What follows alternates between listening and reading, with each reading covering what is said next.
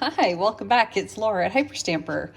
Look at this one. This is really fun. I was just in the mood to use a lot of textiles and fabrics and lace and crochet and whatever I could get my hands on up in my studio room. And I did use an old book. However, it had just a plain, the cover looked just like the back. So it was super boring, pretty spine. Love the orange and the graphics there. But I decided to fluff up the front. So I used lots of vintage. Look at this beautiful crochet piece here. This is incredible. It almost looks like large tatting. And this yellow piece here, vintage crochet. I've got this wonderful doily here underneath, and then some old lace here. I've got a little tiny piece of, it's not glass, it is plastic, but it's quite old. So that came off of a candlestick, an old candlestick. And then I fed the tie through one of these eyelets here and for the wraparound. So let's have a little look inside. Isn't that beautiful? Oh, I love it. So I kept the original first pages of the book because they have been aged beautifully. And the name of the book is actually, look at Heaven's My Destination. I think that's so pretty. So these, again, this is a book from 1935, so it's almost 100 years old. And the pages are really soft and almost velvet-like. So you can do a lot of your own work in here. I left the Heaven's My Destination pages intact so that you could add your own flair there. And this is a piece of vintage doily here. And I've got some images here from the Little Colonel, which is a very old book, one of the first I ever made into a journal. And then this is a nice little cluster here from 1907. And on the flip side, it's a little pocket, and I put in a little mini booklet here, just using some of my ephemera that is so old, I hate to throw it out, even the little pieces. So it's got kind of a fun little Europe image there from a children's book. And I did lots of little clusters here. And look at this sweet, talk about Halloween and good timing, right? Here's a little page from a 1950s ladies magazine, needlework, on how to make costumes. Right? Fantastic. And on the flip side, it's a sort of like a photo contest, which is delightful. Here's a nice scary one here. Just, oh, I get such a kick out of these, I really do. So that's going to live with this journal now. I love it. More clusters down here. And another 1950s bingo card there. And this is just a 1926 ledger page that you can write on both sides there. And a little title from a book, Shining Tomorrow.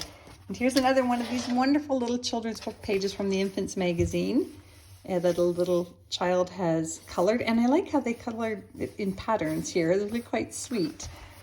And that's from the 1920s. Another antique book page here. And that's of a Viking ship. I got one of these wonderful silhouette vintage playing cards. This one's quite loved. I love the aging on them.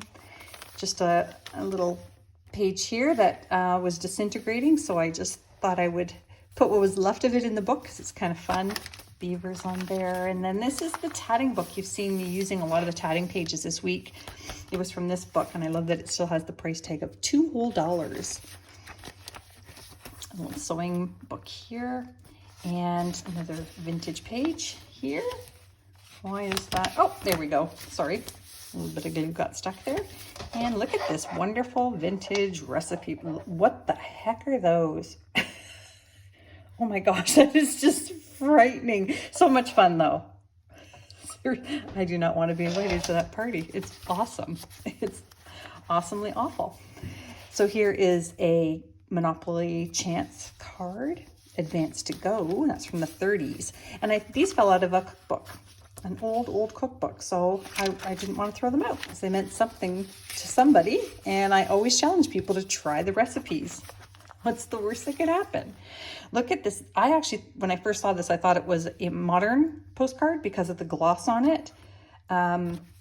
but it is marked 1913. Look at this beautiful handwriting. It's fantastic. And that went to Providence, Rhode Island, that one, from somebody in Quebec. And this is just a little pocket pull here.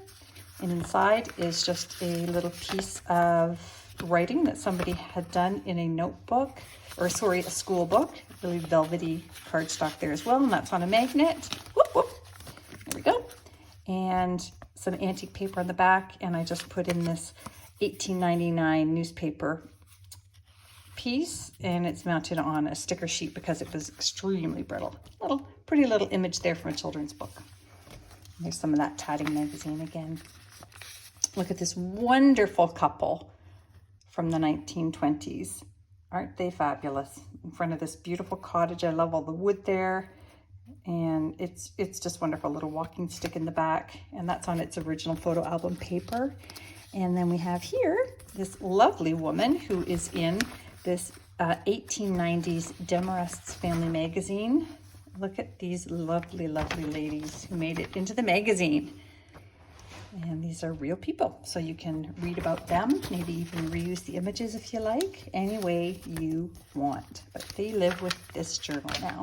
Did some hand stamping on my tea-dyed pages, but everything else is super old. And, oh, I just put some vintage stamps. There's 4 vintage stamps from around the world in there in a vintage stamp collector's glassine envelope. And then I just made this cute little cluster on top of this French book page here. A little journaling spot for you. They have been quite popular, those French pages. And this is a page out of the University of Knowledge from 1937. And this one is on the Renaissance. There's Germany there, and this beautiful one here, young Flemish gentleman and his wife. That's fantastic. Mother Goose story here from the 1920s. And there's another one there that almost looks, oh, it is a Rembrandt. I was gonna say that looks like a Rembrandt. Tis. And another one here, a 1920s music sheet. And that is from a vintage bird book, a little bird feeding its babies. Another cluster here. And I like it because it was copyrighted, this music sheet, in 1892.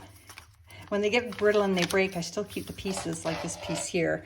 So brittle. And I add them to journals so they continue to be loved. Some more 1930s Monopoly money. And this is one of the last pages of this wonderful ballroom dancing book. Oh my God, I had so much fun with this book. This one's on the foxtrot. Isn't that wonderful? Try that at home.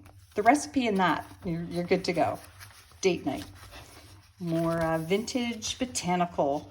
This is also on glossy, but it is old. And I have here a wonderful poem from an antique poetry book. And so I wanted you to be able to read both sides. So I did that, and then another flip out there with that 1920s ledger page. And here's another one of these 1920 ledger pages. This one's from 1926. And the handwriting is just fabulous. This woman here, her name is Myrtle. Excellent handwriting. Beautiful.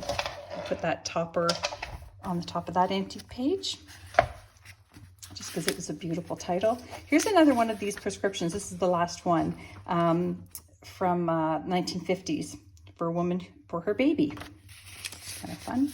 And then just one of Pearl Shop's receipts in there, and just a little teeny tiny journaling piece here. And another botanical page here. Another one of these wonderful dog story pages. Look at these. The images are just fantastic. So that brings us to the end. Let's go on Etsy now. Don't forget to visit hyperstamper.etsy.com, and don't forget to subscribe. Thanks.